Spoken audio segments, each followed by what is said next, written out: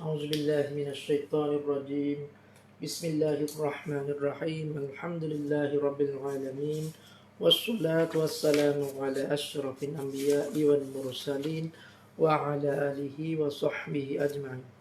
اللهم يا عليم علمني من علمك ما ترضى به عني ولا تؤاخذني بما تعلمه مني يا حليم خلقني بخلق الحليم وحققني بحقائق العلم سبحانك لا علم لنا إلا ما علمتنا إنك أنت العليم الحكيم رب اشرح لي صدري ويسر لي أمري واحلل عقدة من لساني يفقه قولي قال المصنف رحمه الله تعالى ونفعنا بعلومه في الدارين آمين kitab Baqiyatul Najilนะถ้าในเล่มของอัลบารชิดีนั้นจะอยู่ที่หน้า46นะขึ้นหัวข้อตาริฟฮุกุมนะแต่ถ้าในเล่มฉบับต้นฉบับเดิมนั้นอยู่ที่หน้า9บรรทัดที่1 2 3 4บรรทัดที่4นะตรงอันนัลฮุกมัลอักลียะนั้นตรงนั้นนะ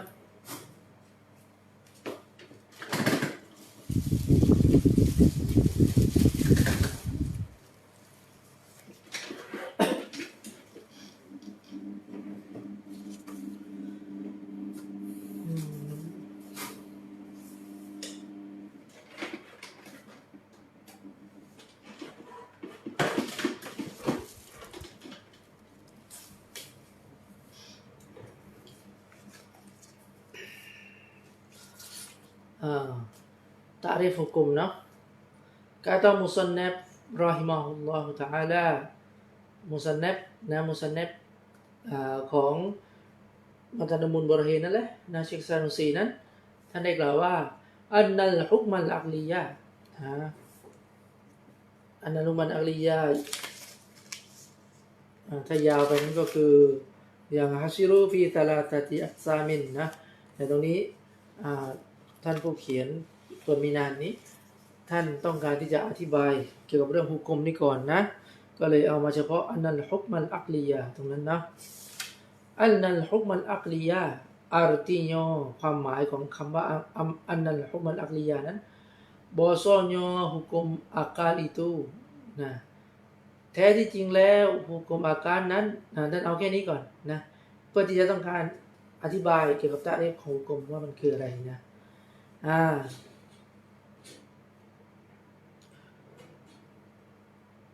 bermula makna hukum นะ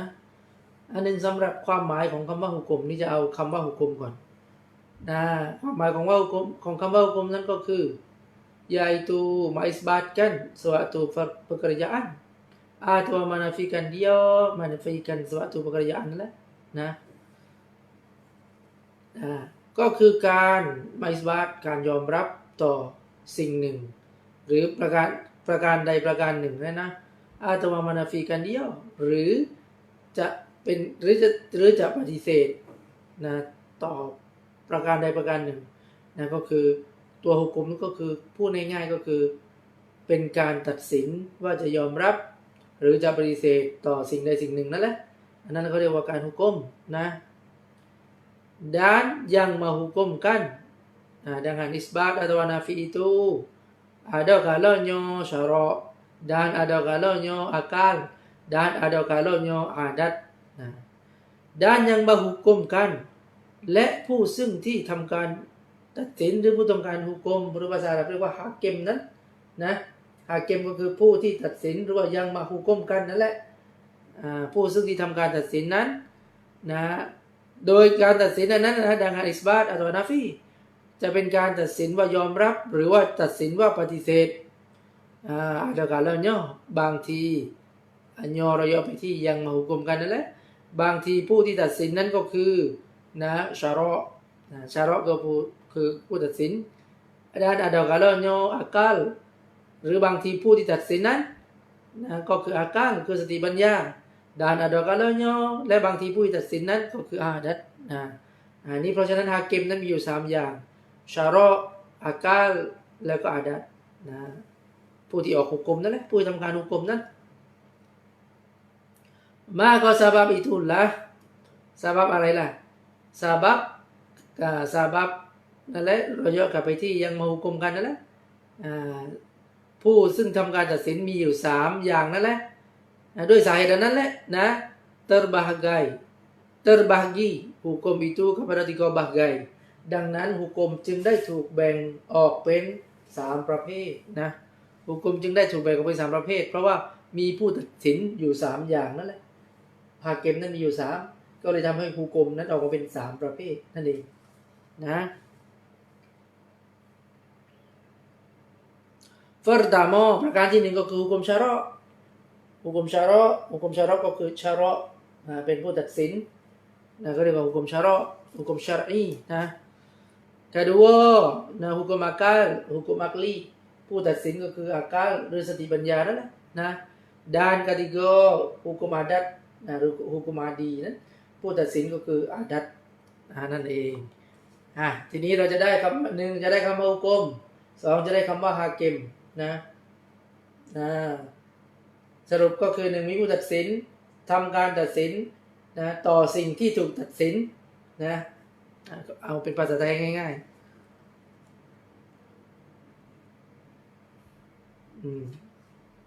dan hanya sungguhnyaและนะแท้ที่จริงแล้วนะmenyimpankan oleh musannaf atas hukum akal tiada hukum syara' dan tiada hukum adatและหน้าที่นี้นั้นนะมุซันนัฟก็จะพูดเฉพาะนะหุกุมอาการอย่างเดียวนะไม่พูดถึงหุกุมชะเราะห์นะและก็ไม่พูดถึงหุกุมอาดัตหมายถึงมุซันนัฟหมายถึงเชคซานุซีนั่นแหละที่ได้กล่าวในมัตตันของท่านนี้ท่านจะกล่าวเฉพาะหุกุมอาการเท่านั้นนะ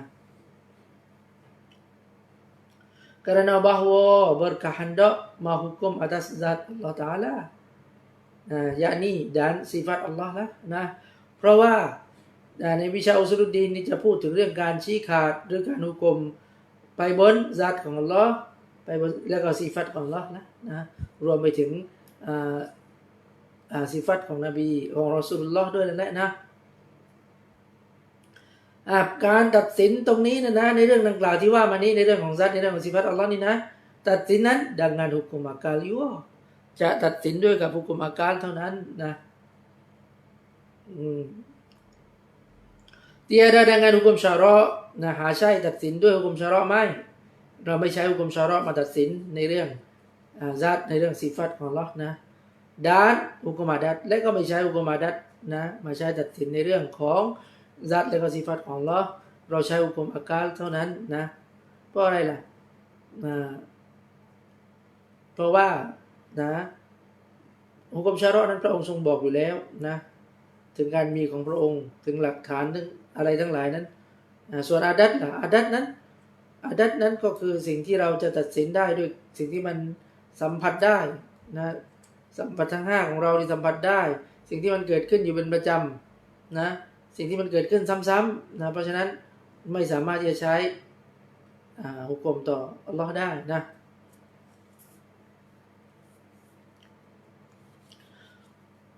มาก็ตะรีฟหุกมอาการนะทีนี้ก็จะเข้าเรื่องตะรีฟของหุกมอาการนะhukum akal itu yaitu mengisbatkan suatu pekerjaan นะสำหรับhukum akal นั้นนะก็คือ mengisbatkan suatu pekerjaan เป็นการยอมรับต่อสิ่งหนึ่งแปลว่าสิ่งหนึ่งก็แล้วกันนะถ้าไปแปลว่าการงานหรือว่าประการใดประการหนึ่งเดี๋ยวมันจะยาวเกินไปใช้คำว่าเป็นการยอมรับต่อสิ่งหนึ่งbagi suatu pekerjaan ต่ออีกสิ่งหนึ่งเป็นการยอมรับสิ่งหนึ่งกับอีกสิ่งหนึ่งatau menafikan dia daripadanya หรือเป็นการปฏิเสธmenafikan dia เรายกไปที่ suatu pekerjaan นะอันแรกนะหรือเป็นการปฏิเสธสิ่งหนึ่ง daripada suatu pekerjaan อันหลังเห็นไหมมี suatu pekerjaan bagi suatu pekerjaan นะใส่รอยดำให้ดีนะ menafikan dia menafikan suatu pekerjaan อันแรก daripada suatu pekerjaan อันที่สองตัวนี้อ่านแล้วอาจจะงงอาจจะไม่เข้าใจก็คือสรุปง่ายๆตรงนี้หมายความว่า หุกุมอาการนั้นก็คือการที่ยอมรับสิ่งหนึ่งต่อสิ่งหนึ่งหรือปฏิเสธของสิ่งหนึ่งต่อสิ่งหนึ่งยกตัวอย่างให้ฟังจะได้เข้าใจถ้าไม่ยกตัวอย่างบางทีงงนะมาอิสบัตกันสวัสตูปกริยานยกการยอมรับสิ่งหนึ่งอย่างเช่นการมีsuatu pekerjaan ini seperti ada เช่นการมี bagi suatu pekerjaan yakni seperti zat Allah อย่างเช่นเป็นการยอมรับการมีของ zat ของ Allah สติปัญญาตัดสินว่า zat ของ Allah นั้นมีนะยอมรับว่ามีนะแต่ว่าหรือว่ามานาฟีกันโยหรือปฏิเสธสิ่งหนึ่งก็คือปฏิเสธการมีนะปฏิเสธการมี daripada zat Allah หรือปฏิเสธการมีของ zat Allah นะใครล่ะเป็นผู้ยอมรับใครล่ะเป็นผู้ปฏิเสธก็คืออากาลนั่นเองนะอากาลเป็นผู้ยอมรับอากาลเป็นผู้ปฏิเสธก็คือตัดสินด้วยอากาลนั้นออกหุกมด้วยอากาลนั่นเองก็จึงเรียกหุกมอากาลเพราะอะไรล่ะอันนั้นตรงนั้นนะยกตัวอย่างให้ฟังแล้วให้เข้าใจคือมันต้องมีตัวอย่างถ้าไม่มีตัวอย่างก็จะไม่เข้าใจก็จะงงนะโดยที่ว่าการจะตัดสินว่ายอมรับหรือปฏิเสธอันนั้นนะ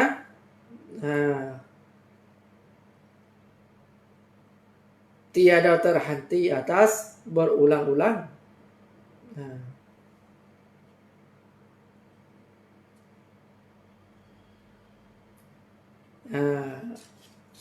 daripada ketiadaan terhenti atas berulang-ulang coba โดยการตัดสินว่ายอมรับหรือปฏิเสธนั้นไม่จำเป็นต้องรอการเกิดขึ้นซ้ำๆการเกิดขึ้นซ้ำๆdan tiada terhenti atas hantar oleh yang menghantar ความหมายตรงนี้ก็คือต้องการจะคัดออกเลยนะนั้นข้างหลังเขาอธิบายเพิ่มเติมนะก็คือว่าการตัดสินว่าจะยอมรับหรือจะปฏิเสธนั้นนะไม่จำเป็นต้องรอการเกิดขึ้นซ้ำๆนะการเกิดขึ้นซ้ำๆเช่นอย่างเช่นเราบอกว่า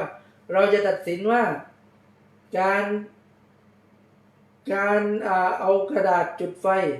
ถ้ากระดาษไปโดนไฟเมื่อไหร่ไฟก็จะลุกกระดาษก็จะลุกไหม้เราเห็นมันซ้ำๆเราก็สรุปว่าเมื่อกระดาษไปโดนไฟมันก็จะลุกไหม้หรือการที่เรากินข้าวนะกินข้าวหลายๆจานนะเราบอกว่าถ้ากินข้าวหลายๆจานเนี่ยมันก็จะอิ่มเราเจออย่างเงี้ยหลายๆครั้งนะกินข้าวเยอะแล้วอิ่มทุกทีแสดงว่าเราก็สรุปว่ากินข้าวเยอะแล้วทำให้อิ่มนั่นแหละก็เป็นการเกิดขึ้นซ้ำๆเหมือนเป็นการทดลองที่มันเกิดขึ้นซ้ำๆนะdan tiada terhenti atas hantar oleh yang menghantar และไม่ต้องรอการอะไรล่ะการฮันตาการส่งมาซึ่งข้อกำหนดนะโดยผู้ซึ่งที่กำหนดนะตรงนี้ก็หมายถึงหุกมชะเราะห์นั่นแหละไม่ต้องรอให้อัลเลาะห์บอกว่าอัลเลาะห์มีนะถึงจะตัดสินว่าอัลเลาะห์มีนะครับแต่เราต้องใช้หุกมอาการใช้สติปัญญานี่พินิจพิเคราะห์แล้วก็ตัดสินว่าการมีของเรานั้นอาซาดของเรานั้นมี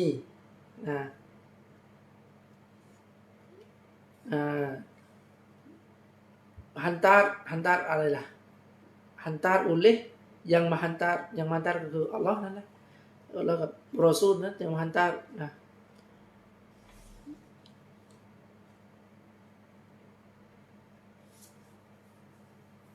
ถ้าหากว่ารอนะ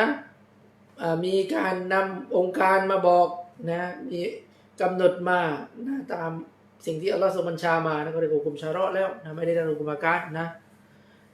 ด้านกลัวตรงนี้แหละที่จะบอกว่า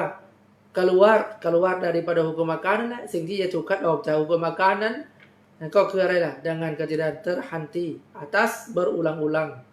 ก็คือการที่รอให้มันเกิดซ้ำๆถึงจะตัดสินได้นั่นนะitu hukum adat อันนั้นก็เรียกว่าหุกมอาดัตนะ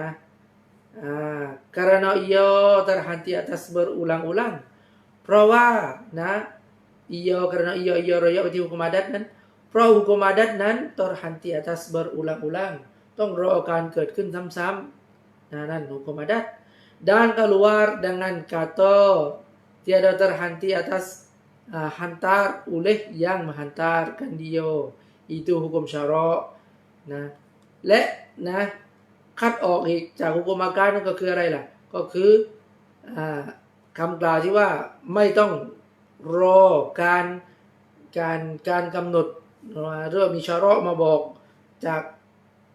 ชาระที่รอซูลุลลอฮ์นำมานั้นมาบอกนะเพราะอันนั้นเรียกว่าอะไรเรียกว่าหุกุมชาระนะหุกุมชาระ karena ia terhenti atas orang yang menghantarkan dia. Nah, เพราะหุกุมชาระนั้นนะiaระยะที่หุกุมชาระนั้นรอกับการที่จะต้องมีการส่งบัญชาลงมานั่นแหละการส่งข้อกำหนดลงมาorang yang menghantarkan diaระยะที่หุกุมชาระนะเขาtafsir yakni ชาระนะ yakni tafsir dia นั้น menghantarkan dia yakni ชาระก็คือหุกุมชาระจะต้องรอการส่งนะบัญชานั้นลงมาคือเป็นหุกุมชาระเพราะฉะนั้นอันเนี้ยก็จึงถูกคัดออกจากหุกุมอาการเหมือนกันนะyakni ชาระ menghantarkan dia นะก็คือชาระนั้นส่งข้อกำหนดนะหรือบัญชาอันนั้นลงมาเราไม่ต้องรอการตัดสินว่าอัลลอฮ์มีซัตของอัลลอฮ์นั้นมีหรือซัตของอัลลอฮ์ไม่มีนั้นเราไม่ต้องรอการทดลองซ้ำๆนะไม่ต้องรอการที่ชาระนะส่งบัญชาส่งข้อกำหนดลงมาไม่ต้องรอทั้งสองอย่างนั้นแต่ว่าเราสามารถใช้สติปัญญานะของคนที่มีสติปัญญาปกตินะสามารถพินิจพิเคราะห์และตัดสินได้นะด้วยสติปัญญาว่าอัลลอฮ์มีหรือไม่มีนะแล้วก็เรียกว่าฮุกุมอักกัลตัดสินด้วยสติปัญญาของคนที่มีสติปัญญาปกตินะdan tersimpan hukum akan itu pada 3 bagai และนะหุกุมอาการนั้นถูกจำกัดไว้เฉพาะแค่3ประเภทเท่านั้นนะ3 bagai ถ้าอ่านว่า bagai แสดงว่าประเภทถ้า bahagi แปลว่าแบ่งนะเราอ่านให้ถูกด้วยใส่สระไปให้ถูกนะนั่นก็คือถูกจำกัดไว้3ประเภท3 bagai 3 ประเภทseperti lagi akan datang สมมุติย่อซึ่ง3ประเภทนี้นั้นต่อไปจะได้กล่าวถึงโดยละเอียดนะข้างหลังนี้ก็จะพูดถึงแต่ละประเภทและอย่างละเอียดหุกุมอาการนั้นมีอะไรบ้างล่ะวูจุบใช่ไหมอิสติฮาละญาวาซหุกุมอาการส่วนสิ่งที่ถูกหุกุมล่ะก็วาญิบมุสตาฮิลญาอิซเดี๋ยวไม่เคยได้ยินวูจุบอิสติฮาละญาวาซก็งงอีกว่าคืออะไรนะก็สิ่งที่ถูกหุกุมว่าวาญิบนะสิ่งที่ถูกหุกุมว่าอุยุบสิ่งนั้นก็เรียกว่าวาญิบสิ่งที่วาญิบนะแต่ถ้าหากว่าสิ่งที่ถูกหุกุมว่าอิสติฮาละก็เรียกว่าสิ่งที่มุสตาฮิลสิ่งที่ถูกหุกุมว่ายาวาซเขาเรียกว่าสิ่งที่ญาอิซหรือว่าสิ่งที่ฮารุสนั่นนะไม่ต้องงงนะครับแยกกันให้ถูกระหว่างสิ่งที่ถูกหุกุมกับตัวหุกุมนะไม่เป็นไรนั่นเดี๋ยวค่อยว่ากันพอถึงที่มันนะให้พูดคร่าวๆก่อนdan hukum adat itu yaitu อันนี้ก็จะพูดถึงหุกุมอาดัตและว่ายังไงเพราะอะไรเพราะว่าเชคซานูซีไม่ได้พูดนะถึงหุกุมอาดัตหุกุมชาระนั้นเพราะฉะนั้นมุซันนัฟของเราตอนมีนานท่านตอนมีนานก็ได้เอามาพูดนะเอามาพูดขยายความ dan hukum adat itu hukum adat มันคืออะไรล่ะ yaitu mengisbatkan suatu pekerjaan bagi suatu pekerjaan เหมือนกันที่ให้นิยามเมื่อกี้ก็คือการที่นะยอมรับสิ่งหนึ่งbagi suatu pekerjaan สำหรับสิ่งหนึ่งatau menafikan dia daripadanya หรือการปฏิเสธสิ่งหนึ่งจากสิ่งหนึ่งต้องดูตัวอย่างถึงจะเข้าใจแต่ว่าไม่จบมีเงื่อนไขก็คือการที่จะยอมรับหรือการจะนาฟีตรงนั้นนะdengan wasitoh nah dicoba-cobakan dia dengan berulang-ulang นะแล้วก็โดยที่มีเงื่อนไขในเรื่องของหุกุมอาดัตนี่ก็คือจะต้องมีเงื่อนไขซึ่งเป็นเงื่อนไขก็คือว่าจะต้องมีการทดลองนะว่ามันเกิดขึ้นเช่นนั้นซ้ำๆก็คืออย่างน้อยต้อง2ครั้งเลยนะอย่างน้อยต้อง2ครั้ง ทีนี้จะเข้าใจตรงนี้ได้ต้องไปดูตัวอย่างอีกนะ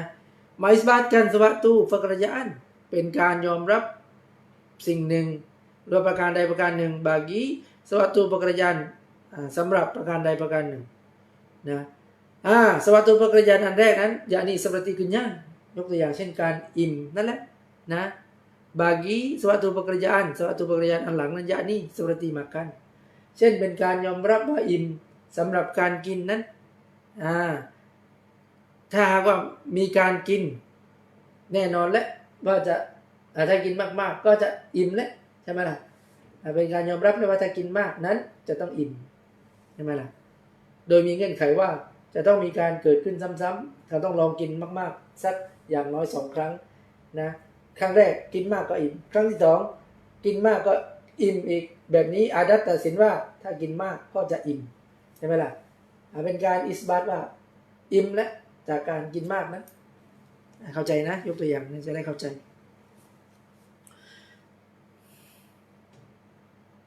dan tersimpan ia hukum adat นั้น pada 4 bahagai และหุกุมอาดัตนั้นก็ถูกจำกัดอยู่ใน4ประเภทด้วยกัน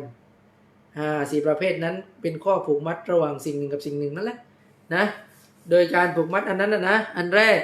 นะpertama ditambahkan wujud dengan wujud เป็นการผูกมัดระหว่างการมีสิ่งหนึ่งกับการมีของอีกสิ่งหนึ่งseperti ditambahkan wujud kenyang dengan wujud makan เช่นการผูกมัดว่าจะมีการอิ่มกับมีการกินมีการกินก็มีการกินก็มีการอิ่มใช่ไหมล่ะผูกมัดกันนั่นประเภทที่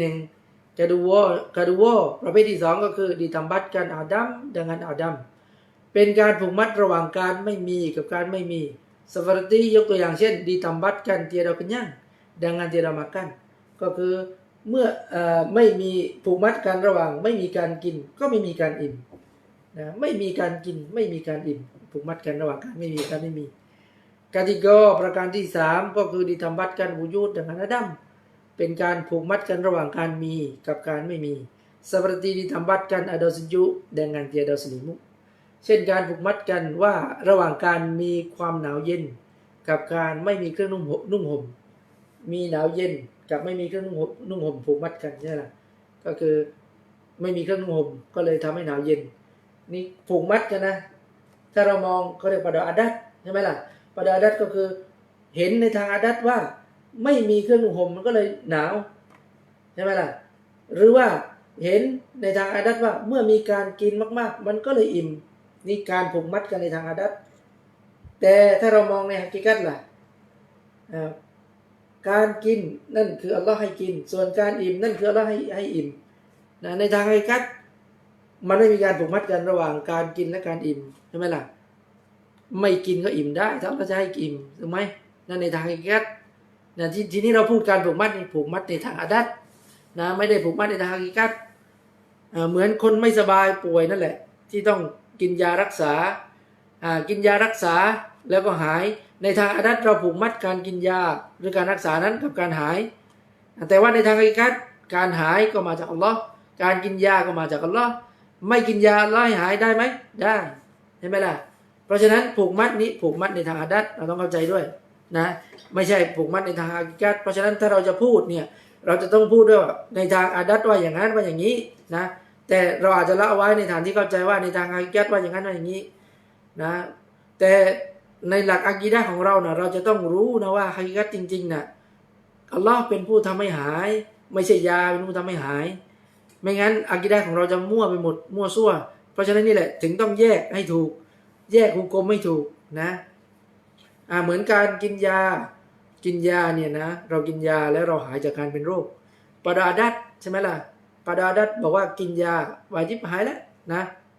กินยาเพราะยาเนี้ยพิสูจน์ซ้ำๆมาแล้วหลายๆครั้งว่ากินยาเมื่อป่วยเป็นโรคนี้กินยานี้วาญิบปะดาอาดัตว่าหายแต่ว่าถ้าในทางอุกมการล่ะการกินยาตัวนี้หายเนี่ยอุกมว่ายังไงฮารุสเท่านั้นนะฮารุสเท่านั้นเพราะฉะนั้นเนี่ยดูเรื่องนั้นต้องดูว่าเราดูในหุกมไหนนะหุกมออกมายังไงเพราะฉะนั้นต้องแยกให้ออกนะครับไม่ใช่ว่ากินยาแล้วหาย นั่นเป็นวาญิบในทางอาการไม่ใช่นั้นฮารุสเท่านั้นในทางอาการเพราะฉะนั้นเนี่ยเราจะได้ไม่สับสนในหลักอะกีดะห์นะจะได้ไม่สับสนในหลักอะกีดะห์เราจะได้ไม่ยึดติดใช่ไหมล่ะพอเขาบอกว่าถ้าหากว่าไม่อยากเป็นโควิดต้องฉีดวัคซีนใช่ไหมล่ะปาดาดัตการฉีดวัคซีนนั้นมันป้องกันจากโควิดแต่ในทางฮากิกัตหรือว่าฮุกุมะกาล่ะฮารุสเท่านั้นนะฮารุสนะไม่ฉีดถ้าเราจะให้ไม่เป็นก็ไม่เป็นใช่ไหมล่ะถึงฉีดถ้าเราจะให้เป็นก็เป็นแต่ว่านั่นแหละการที่มีฮุกุมอาดัตนั้นเพื่ออะไรล่ะเพื่อให้มันง่ายในการใช้ชีวิตเพราะมนุษย์นี่ใช้ชีวิตอยู่กับสัมผัสทั้ง5ใช้ชีวิตอยู่กับสิ่งที่เรารับรู้จากสัมผัสทั้ง5ใช่ไหมล่ะเราก็เห็นกันอยู่ว่ากินข้าวแล้วมันอิ่มใช่ไหมล่ะเราก็รู้ว่าถึงเวลาที่เราหิวเราก็ต้องไปกินข้าวถึงจะอิ่มถูกไหมแต่ในทางกัดเราต้องอย่าลืมว่าอิ่มนั้นมาจากอัลลอฮ์ให้อิ่มไม่ใช่ข้าวทำให้อิ่มนะแยกแยะให้ถูกนะครับไม่งั้นนะว่าแยกแยะไม่ถูกทีนี้ก็ไปคิดว่าข้าวนั้นทำให้อิ่มน้ำมั่วหมดนะถึงขั้นบางทีถึงขั้นทำให้ตกมุรตัดได้นะทำไมตกมุรตัดอย่างเช่นเราไปบอกว่ามันเป็นไปไม่ได้หรอกที่ไฟนะมันจะเผาถ้ากดมีสิ่งหนึ่งสิ่งใดตกไปในไฟแล้วมันจะไม่เผาไหม้นะนบีอิบราฮิมโดนจับเผาในไฟไม่ได้ไหม้ทีล่ะใช่ไหมล่ะเพราะฉะนั้นมันฮารุสปาดาการหรอกเพราะฉะนั้นนี่ทำให้เรานำพาถ้าเราไม่เข้าใจนี่บางทีนำพาไปสู่การปฏิเสธมุญิซัตนุกุมกุฟรอีกตกมุรตัดอีกนะเพราะฉะนั้นเนี่ยแยกฮุกมไม่ถูกนะครับยกตัวอย่างตรงนั้นนะ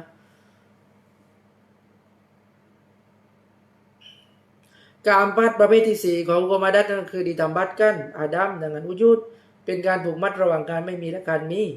นะ seperti ditambatkan tiada hangus dengan sebab wujud mane yaitu basah ยกตัวอย่างเช่นนะการผูกมัดกันระหว่างการไม่มีและการมีนั้น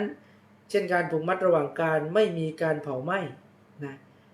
การไม่มีการเผาไหม้ไม่มีการเผาไหม้ดังนั้นซาบับวูยุดมาเนี่ยเพราะสาเหตุว่ามันมีสิ่งที่มาห้ามการเผาไหม้นั้นอยู่ก็คืออะไรล่ะยาอิตูบาซอก็คือการเปียกนั่นแหละไม่มีการเผาไหม้นะผูกมัดอยู่กับการไม่มีการกับการมีการเปียกนั่นแหละนะถ้าเราพูดในความหมายที่ตามอาดัตง่ายๆคือมันไม่ไหม้ก็เพราะมันเปียกแต่ถ้าเราพูดแบบนี้นะมันอาจจะนำพาไปสู่ความเข้าใจว่าไอ้ความเปียกนั่นแหละมันเพราะความเปียกมันก็เลยทำให้ไม่ไหม้แต่ถามว่าถ้าเราจะให้ไหม้ได้ไหมล่ะฮารุสปาดาการใช่ไหมล่ะถึงจะเปียกถ้าเราจะให้ไหม้ก็ไม่ได้ฮารุสปาดาการนะนั่นแหละเพราะฉะนั้นก็จึงเราต้องทำความเข้าใจว่ามันเป็นการผูกมัดผูกมัดกันในทางอาดัตนะแต่ไม่ใช่ว่ามันเป็นสาเหตุนะมันไม่ใช่เป็นสาเหตุตรงนี้เนี่ยมันมีคำว่าซาบับมุซับบับใช่ไหมล่ะซาบับมุซับบับสาเหตุกับสิ่งที่เป็นผลจากเหตุนะ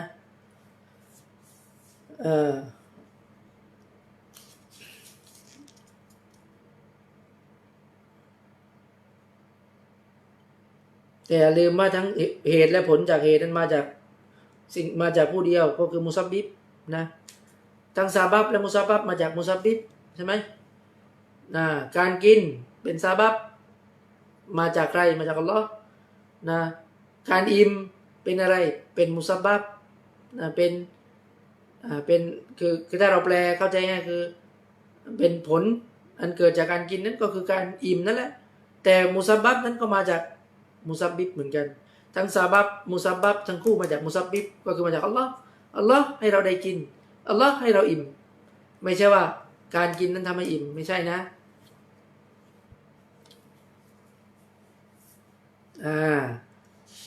นั่นหมดไปนะสำหรับฮุกุมอาดัตตรงนั้นนะdan hukum syara' itu kalamullah และสำหรับฮุกุมชาระนั้นก็คือองค์การหรือเป็นบัญญัติจากอัลลอฮ์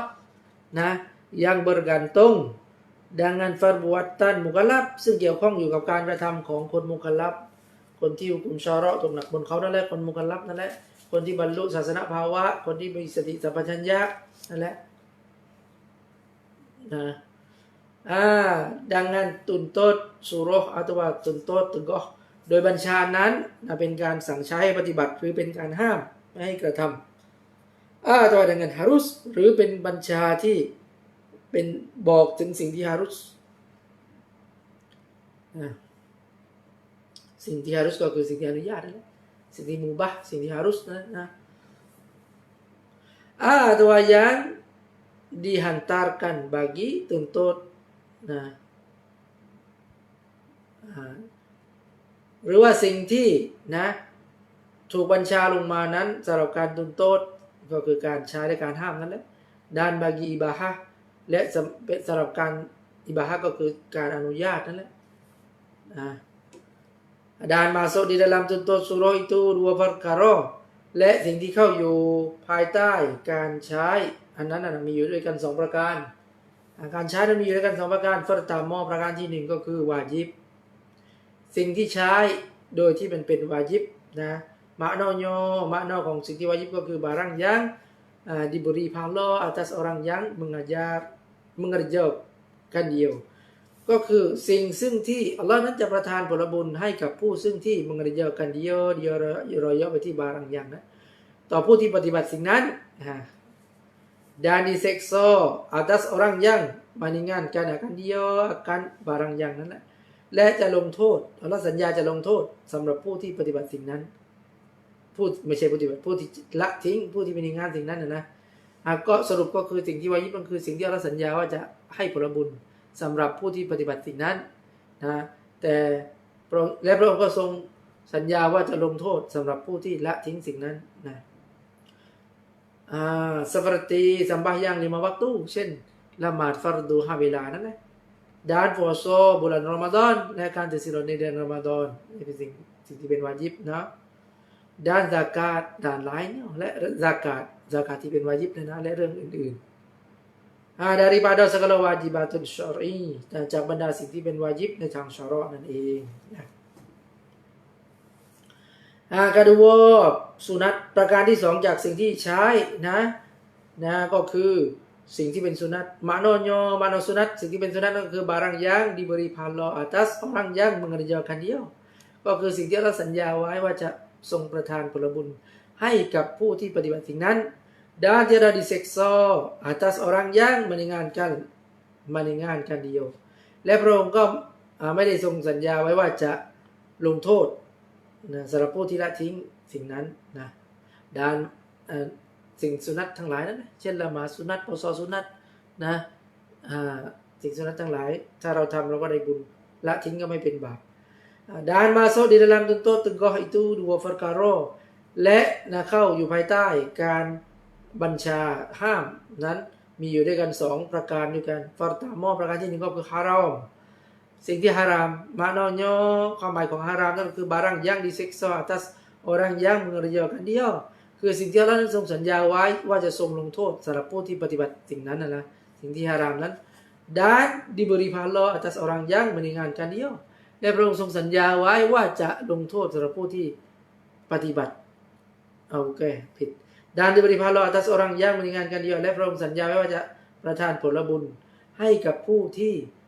ละทิ้งสิ่งนั้นสิ่งที่ฮารามนั่นแหละแต่มีเงื่อนไขเลยนะว่าที่เราละทิ้งนั้นเป็นเพราะหุกมของอัลเลาะห์อย่างเช่นการดื่มสุรานี้เราถ้าเราละทิ้งเพราะว่ามันเป็นสิ่งที่ฮารามฉันไม่ดื่มสุราเพราะเป็นสิ่งที่เราห้ามอันนี้แบบนี้ได้บุญใช่ไหมล่ะเพราะฉะนั้นแสดงว่าอยู่เฉยๆเราก็ได้บุญถูกไหมอยู่เฉยๆเราบอกฉันไม่นึกในใจฉันจะไม่กินสุราเพราะว่าอัลเลาะห์ห้ามแต่ถ้าหากว่าการไม่ดื่มสุรานั้นเป็นเพราะเหตุผลอย่างอื่นเช่นเป็นโรคประจำตัวเป็นโรคตับแข็งเป็นโรคตับแข็งแล้วก็หมอบอกว่าห้ามดื่มสุราถ้าดื่มสุราเนี่ยทำให้ตับแข็งยิ่งกำเริบยิ่งแย่เข้าไปใหญ่เราก็ไม่ดื่มการไม่ดื่มมันนั้นไม่ได้ผลบุญเพราะอะไรเพราะเราไม่ได้ละทิ้งการดื่มมันนั้นด้วยเพราะอัลเลาะห์ทรงบัญชาใช่ไหมล่ะนั่นแหละนั้นประการที่1จากสิ่งที่ใช้จากสิ่งที่ห้ามความหมายที่1สิ่งที่ห้ามก็คือฮารอมอันที่2ก็ดูก็คือการห้ามเหมือนกัน นะแต่เป็นการห้ามแบบมักรุh ni maknanya ความหมายของมักรุhก็คือ barang yang diberi pahala atas orang yang meringankan dia คือสิ่งที่อัลเลาะห์นั้นทรงสัญญาไว้ว่าจะให้ประทานผลบุญให้สำหรับผู้ที่ละทิ้งนะ dan tiada disiksa atas orang yang mengerjakan dia และพระองค์ไม่ได้ทรงสัญญาไว้ว่าจะลงโทษสำหรับผู้ที่ปฏิบัตินะสิ่งที่มักรุhทั้งหลายนั่นแหละนะเพราะงั้นสิ่งที่มักรุhถ้าเราทิ้งเราก็ได้ผลบุญเหมือนกันเป็นสิ่งที่ถูกตำหนิศาสนาตำหนินะ dan ibahah สิ่งที่อิบาฮะนะสิ่งที่อิบาฮะนั่นก็คือitu harus ก็คือสิ่งที่ harus สิ่งที่ harus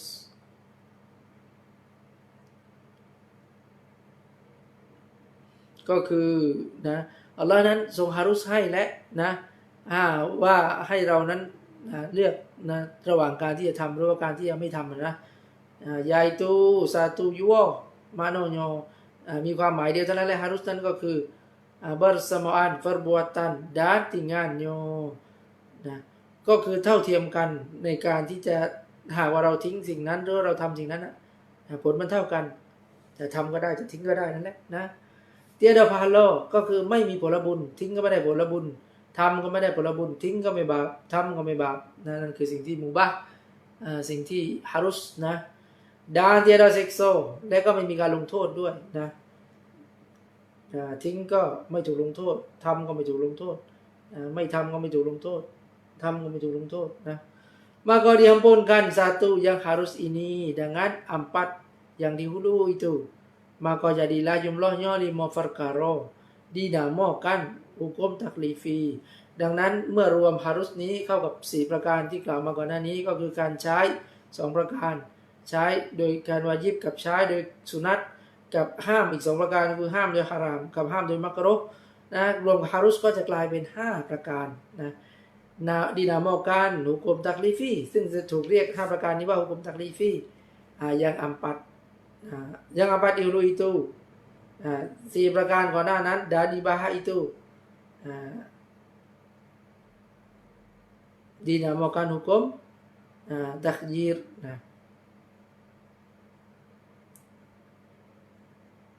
และสำหรับอิบาฮะห์นั้นนะถูกเรียกว่าหุกุมตักยีรนะก็คือ berpilih นะ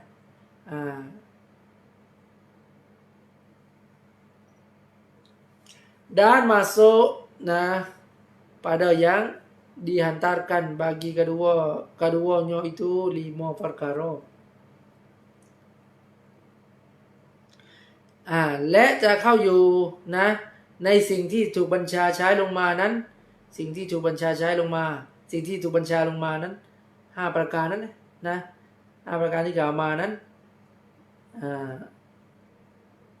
bagi keduanya สำหรับ2ประการนั้นก็คือ2ประการหมายถึงสิ่งที่อัลเลาะห์ทรงใช้และอัลเลาะห์ทรงห้ามนะ keduanya นะyakni tuntut subuh dan tuntut tegah นั่นแหละและเข้าในสิ่งที่ได้รับบัญชามานั้นในสิ่งที่ถูกใช้และสิ่งที่ถูกห้ามนั้นอะไรล่ะที่เข้ามาในในสิ่งที่ถูกใช้และสิ่งที่ถูกห้ามนั้นก็คือลีโมฟัรคาโรโดย5ประการต่อไปนี้หมายความว่าอะไรหมายความว่าในอุกมชะเราะห์5อย่างนั้นแหละก็คือวาญิบสุนัตฮารามมักรุฮ์ฮารุสนั้นนะก็จะมี5ประการเข้ามานะในแต่ละอย่างนั่นแหละในวาญิบก็จะมี5ประการเข้ามาในสุนัตก็จะมี5ประการเข้ามาในฮารามก็จะมี5ประการเข้ามาอย่างนั้นนะอะไร5ประการที่เข้ามานั้นนะpertamaประการที่1ก็คือsebab kedua syarat ketiga mane keempat sahih นะkelima fasid ทีนี้เราไปดูกันทีละอย่างนะว่า5อย่างนี้คืออะไรบ้างtarif sebab เนาะ dan makna sebab itu นะและสำหรับความหมายของsebabนั้นนะbarang yang lazim daripada ketiadaan musabbab นะคือสิ่งซึ่งที่แน่นอนและนะว่าจากการที่ไม่มีมันนั้น ketiadaan sabab นั้น ketiadaan musabbab แน่นอนว่าถ้าหากว่าไม่มีซาบับก็จะไม่มีมุซับบับก็คือถ้าไม่มีมันนั้นก็จะไม่มีมุซับบับนั่นแหละยกตัวอย่างเช่นยังไม่มีอะไรข้างหลังมีตัวอย่างdan lazim daripada defer olehnya defer oleh musababและแน่นอนและจากการที่นะมีมัน defer olehnya oleh sabab defer oleh musabab ก็จะมีมุซับบับด้วยนะแสดงว่าจะเข้าในซาบับก็คือถ้าหากว่าไม่มีมันก็จะไม่มีมุซับบับก็จะไม่มีสิ่งที่ตามมาและถ้าหากว่าถ้าว่ามีมันแน่นอนและว่าจะต้องมีสิ่งที่จะตามมานะก็คือเราพูดอีกทีนึงคือแน่นอนแล้วซาบับนั้นแน่นอนและว่าการที่ไม่มีมันก็จะไม่มีมุซับบับและแน่นอนและการที่มีซาบับนั้นก็จะต้องมีมุซับบับนะพูดให้เข้าใจง่ายๆเนาะยกตัวอย่าง seperti gelincir matahari ยกตัวอย่างเช่นการคล้อยของพระอาทิตย์ของดวงอาทิตย์นั้นมาโกบอโซโยนะชาระมหันตากันดิโยซาบับแท้ที่จริงแล้วเราได้วางนะมหันตากันดิโยกันgelincir matahari นั้นนะเราได้วางการคล้อยของดวงอาทิตย์นั้นเป็นซาบับซาบับสำหรับอะไรล่ะบากีวาจิบซัมบายังซูรีเป็นซาบับสำหรับการที่จะวาจิบให้เรานั้นต้องละหมาดซูรีนะแสดงว่าการละหมาดซูรีนั้นเป็นมุซับบับใช่ไหมล่ะgelincir matahariนั้นเป็นซาบับmaka lazim daripada ketiadaan gelincir matahari ketiadaan wajib sembahyang zuhri yaitu musabbibnyaดังนั้นแน่นอนและจากการที่ไม่มีการgelincir matahari แน่นอนและจากการที่ไม่มีการคล้อยของพระอาทิตย์นะก็คือแน่นอนและจากการไม่มีซาบับนั้นนะketiadaan wajib sembahyang แน่นอนว่าจะต้องไม่มีการวาจิบละหมาดซูรีใช่ไหมล่ะsembahyang zuhri นั่นแหละyaitu musabbabnya ซึ่งการละหมาดเรื่องวาจิบการละหมาดซูรีนั้นเป็นมุซับบับนั่นเองซาบับคือการคล้อยของพระอาทิตย์มุซับบับก็คือการวาจิบนะการละหมาดฟารดูซูรีดังนั้นถ้าหากว่ามีการคล้อยของพระอาทิตย์ก็ไม่วาจิบละหมาดฟารดูซูรีและเมื่อถ้าว่ามีการคล้อยของพระอาทิตย์ก็วาจิบและจะต้องละหมาดฟารดูซูรีนั่นซาบับมุซับบับนะต่อไปทาริฟsyaratนะdan makna syarat itu yaitu barang yang lazim daripada ketidakannya ketidakan masyrutนะsyarat นั่นก็คือสิ่งซึ่งที่นะแน่นอนและจากการที่ไม่มีมันนั้นยอระยะไปที่บารางนั้นนะสิ่งซึ่งที่แน่นอนและจากการที่ไม่มีมันนั้นketidakan masyrutก็จะไม่มีมัชรูตนะมัชรูตก็คือสิ่งที่มันเกิดขึ้นตามชารัตนั่นแหละนะสิ่งที่เกิดขึ้นสิ่งที่ได้จากชารัตนั้นก็เรียกมัชรูตก็คือแน่นอนและว่าไม่มีชารัตก็จะไม่มีมัชรูตนะdan tiada lazim daripada perolehnya peroleh syaratนั้นperoleh masyrut และมันไม่แน่นอนไม่ลาซิมนะจากการที่มีชารัตนะว่าจะต้องมีมัชรูตด้วยนะก็คือในฝั่งมีนะแน่นอนและถ้าว่ามันมีชารัตมันก็จะมีมัชรูตตามมาแต่ถ้าหากว่า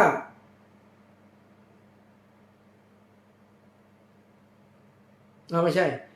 ถ้าหากว่าไม่มีชารัตแน่นอนว่าไม่มีมัชรูตนะแต่ถ้าหากว่ามีชารัตก็ไม่แน่เสมอไปว่าจะมีมัชรูตไหมนะatau tidak perolehnya tiada lazim daripada perolehnya diperoleh masyrut atau tiada perolehnya peroleh masyrutนะmasyrut ยอตรงนี้ยอที่ masyrut ยกตัวอย่างจะได้เข้าใจ seperti hol นี่มันเป็นชารัตของการออกซะกาตใช่ไหมล่ะก็คือการจะออกซะกาตนี้มีชารัตก็คือจะต้องครบรอบปีใช่ไหมล่ะครบรอบปีในการถือครองทรัพย์สินนั้นนะหรือว่าเป็นเวลาครบรอบปีที่เราเริ่มนับในการจะออกซะกาตนั่นแหละนะระยะนี้ตามามsetahunก็คือครบรอบปีนั่นนะdengan dibangsakan bagiนะsyarat wajib zakatนะก็คือการครบรอบปีนั้นได้ถูกอะไรdibangsakan bagi syarat ก็ถูกถือว่ามันเป็นชารัตในการ ออกซากาตวาญิบซากาตและซากาตsegala binatang ละซากาตของปศุสัตว์ทั้งหลายนั่นแหละนะเพราะฉะนั้นรู้ว่าซากาตทรัพย์สินซากาตทองซากาตอะไรนะก็โฮนก็ไปชารัตหมดนะsegala binatang yang boleh buat kurban บรรดาสัตว์ซึ่งที่เข้าเกณฑ์นะในการที่จะเอาซากาตนั้นนะmaka bahasanya lazim daripada ketiadaan sempurna tahun ketiadaan wajib zakat pada orangนะดังนั้นนะการแท้ที่จริงแล้วนะแน่นอนและจากการที่กติดานสมรนตะฮุนแน่นอนจากการที่มันยังไม่ครบรอบปีนั้นเวลามันยังไม่ครบรอบปีแน่นอนและกติดานวาญิบซากาตนะก็คือแน่นอนแล้วว่าไม่วาญิบที่เขาจะต้องออกซากาตปศุสัตว์นั้นนะไม่ครบรอบปีก็แน่นอนว่าไม่ต้องออกก็คือไม่มีชารัตแน่นอนว่าไม่มีมัชรูตนะเพราะฉะนั้นโฮนนั้นก็คือเป็นชารัตส่วนวาญิบการเอาซากาตตรงนั้นเป็นมัชรูตนะ dan tidak lazim daripada diperoleh sepanjang tahunนะwajib zakat atau tiada wajibnya tiada wajib zakat dan tiada lazim และไม่ได้จะแน่นอนเสมอไปจากการที่diperoleh sepanjang tahun จากการที่ครบรอบปีเวลาครบรอบปีนะแสดงว่ามีชารัตแล้วนะแต่ว่าไม่แน่นอนและว่าจะวาญิบซากาตตัวที่จะวาญิบย่อหรือว่าไม่วาญิบต้องซากาตชารัตมาแล้วแต่ไม่แน่นอนเสมอไปว่าต้องมีมัชรูตใช่ไหมล่ะเพราะอะไรล่ะkarena terhenti wajib zakat itu memilih nisab akan sebagai milik yang kamel นะก็คือจะออกซากาตได้นี่ก็มันจะต้องมีทรัพย์สินนั้นครบจำนวนตามพิกัดที่ชะเราะห์กำหนดใช่ไหมล่ะต้องครบนิสอบมันด้วยไม่ใช่ว่าพอครบรอบปีแล้วต้องออกจะมีเงื่อนไขอีกก็คือว่าจะต้องครบนิสอบใช่ไหมทีนี้แสดงว่ามีชารัตแต่ไม่จำเป็นเสมอไปว่าจะต้องมีมัชรูตอาจจะต้องออกวาญิบเอาซากาตก็ได้คือมีมัชรูตก็ได้ถ้าทรัพย์สินนั้นครบจำนวนแต่ถ้าหากว่าทรัพย์สินไม่ครบจำนวนก็แสดงว่าไม่ต้องออกแสดงว่ามัชรูตไม่มีนะไม่จำเป็นและว่าจะต้องเอาซากาตนะถึงแม้ว่าจะครบรอบปีก็ตามนะกล่าวโดยสรุปนะด้านมะนอมาเนะและความหมายของมาเนะนี่ตาเดมาเนะอีกนะเอาตรงนี้ให้จบนะอย่างนี้นะitu yaitu barang yang lazim daripada wujudnya ก็คือสิ่งซึ่งที่แน่นอนและจากการที่มีมันนั้นวujudมาเนะนั้นการที่ได้far'uleh suatu จะต้องไม่มีสิ่งหนึ่งแน่นอนจากการที่มันมีมาเนะจะต้องไม่มีสิ่งซึ่งที่มันสิ่งไม่มีสิ่งหนึ่งซึ่งที่ตามมานะตัวอย่างก็ดูข้างหลังไม่เป็นไรdan tiada lazim daripada ketidakannya diperoleh suatu และก็ไม่แน่นอนจากการที่ไม่มีมาเนะนั้นketidakanมาเนะนั้นdiperoleh suatu ว่าจะมีสิ่งหนึ่งatau tiada perolehnya หรือจะไม่มีสิ่งหนึ่งสรุปว่าถ้าว่ามีมาเนะแน่นอนและจะต้องไม่มีสิ่งหนึ่งอีกสิ่งหนึ่งที่มันตามมาจากมาเนะจะต้องไม่มีข้อห้ามก็จะไม่มีสิ่งที่เป็นผลมาจากการห้ามนั้น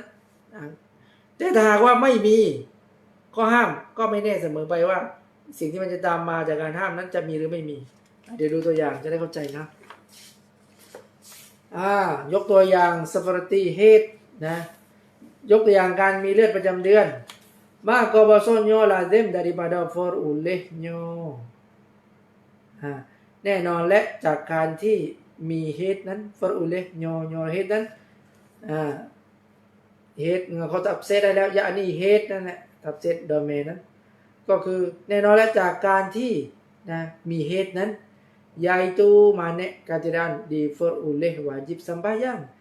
เป็นข้อห้ามจากการที่จะวาญิบจะต้องละหมาดนะดังนั้นนะการมีเฮดของผู้หญิงนั้นจึงเป็นข้อห้ามจากการที่ผู้หญิงนั้นจะวาญิบละหมาดนะ Dan tiada lazim daripada ketidakannya, yakni haid nan differ oleh wajib sembahyang atau tiada wajib sembahyang. Nah, dan tiada lazim และไม่แน่นอนและ daripada ketidakannya และไม่แน่นอนเสมอไปสำหรับผู้ที่ไม่มีเหตุผู้หญิงที่ไม่มีประจำเดือนนั่นแหละ differ oleh wajib sembahyang ว่าเขาจะต้องวาญิบละหมาดแต่ว่า tiada wajib sembahyang หรือว่าไม่ต้องวาญิบละหมาดเพราะอะไรล่ะ karena terhenti wajib sembahyang itu atas sebab yang lain นะเพราะว่าการที่จะบอกว่าวาญิบละหมาดนั้นนะต้องรอsebab yang lain ต้องรอสาเหตุอันอื่น seperti gelincir matahari pada sembahyang zuhri อย่างเช่นการคล้อยของพระอาทิตย์ในการที่จะวาญิบละหมาดซุฮรีนั้นแสดงว่าผู้หญิงซึ่งไม่มีเหตุแสดงว่าไม่มีมานะใช่ไหมล่ะก็ไม่จำเป็นเสมอไปว่าจะต้องละหมาดใช่ไหมอย่างเช่นการละหมาดซุฮรีนั้นวาญิบบนเธอหรือยังล่ะถ้าหากว่าดวงอาทิตย์ยังไม่คล้อยไม่วาญิบทั้งที่เธอมีมานะมั้ยเธอไม่มีแต่ว่าไม่วาญิบละหมาดบนเธอเพราะอะไรหมายถึงว่าวาญิบละหมาดซุฮรีนะเพราะดวงอาทิตย์ยังไม่คล้อยก็คือยังไม่เข้าเวลาซุฮรีแล้วนะก็ยังไม่วาญิบต้องละหมาดซุฮรีทีนั่นแหละความหมายของมานะนะdan makna sah และความหมายคำว่า sah itu barang yang terbilang pada syarak ก็คือสิ่งที่ถูกชาระนับนะนับแล้วแหละละหมาดนี้ sah ถูกนับแล้วละหมาดนี้ปศนี้ sah ปศนี้ถูกนับแล้วนั่นสิ่งที่ sah นั่นคือต้องcukup syarat และรุกุนนั่นแหละนะ dan makna fasid และ makna fasid itu yaitu barang yang tiada bergantung dengan dia lulus dan tiada dibilang oleh syarak dengan dia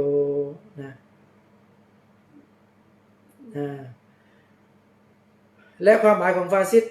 บัตตานั่นแหละก็คือสิ่งซึ่งที่ tiada bergantung สิ่งที่ไม่ถูกเชื่อมโยงdengan dia dengan barang นั้น lulus คือสิ่งที่จะไม่ถูกนับว่าการฟัรดูอะไรลงบนสิ่งนั้นเนี่ยนะมันจะพ้นของเขาไปนะก็คือไม่ถูกนับว่าอิบาดัตอันนั้นนะมันพ้นไปจากตัวเขาแล้วแหละเช่นการละหมาดนั้นเมื่อเขาได้ละหมาดนะทำละหมาดซอนั้นแสดงว่าการละหมาดฟักรูนั้นพ้นไปจากเขาแล้วลุลุสไปแล้วแต่ว่าถ้าหากว่าเขาละหมาดไม่ซอยังไม่ลุลุสยังไม่ลุลุสก็คือบาตานละหมาดนั้นไม่ลุลุสหมายความว่าต้องกลับไปทำใหม่dan tiada dibilang oleh syarak dengan dia และสyarakก็ไม่นับนะไม่นับในสิ่งที่เป็นสิ่งที่บาตาลสิ่งที่ฟาซิดนะdan dinamoi lima ini hukum wad'i ได้เรียก5ประการนี้ว่าหุกุมวะดอีอะไรล่ะซาบับนั่นแหละ5อย่างนั่นแหละนะซาบับสyarat มานะซอฮีห์ฟาซิดนะ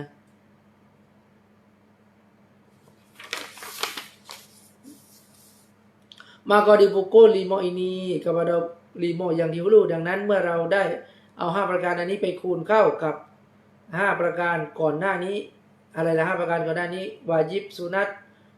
ฮารามมักรุฮ์ฮารุสนั่นแหละjadi 25ก็จะได้25นะkarena tiap-tiap satu daripada hukum taklifi itu 5 hukum wad'i เพราะทุกๆหนึ่งจากhukum taklifi นั้นก็จะเข้าจะมี5ประการจากhukum wad'i นี่แหละpada hukum taklifi นั้นseperti ยกตัวอย่างเช่นอุปมาวาญิบยกตัวอย่างเช่นสิ่งที่วาญิบนั้นada syaratnya เช่นการละหมาดนั้นก็มีsyaratของมัน dan ada sababnya มีซาบับของมันนะdan ada maneknya และมีมานะ dan ada sahih มี sahih dan ada fasid และก็มีฟาซิดด้วย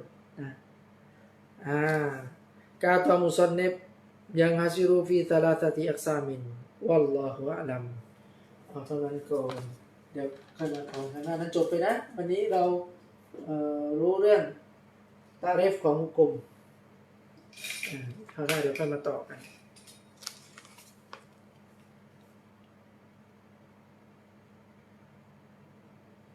เข้าใจไหมมาบุญมาบุญครับเข้าใจไหมยากไหมวันนี้ได้ครับพอได้ ก็ได้อยู่เนาะ ครับ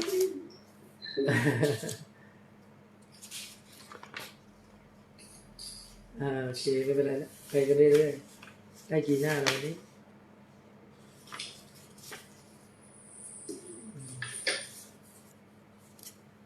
ดึกมาดึกไปหน่อยคืนนี้มาอัพด้วยนะมีงานยุ่งสักหน่อยเล่มเดียวพอนะครับ ได้ครับ มีนานไปนานเลยมันดึกเอาหน้าทั้งนั้นนะอัลลอฮฺอัลลัมดูอ่ะสักนิดหนึ่ง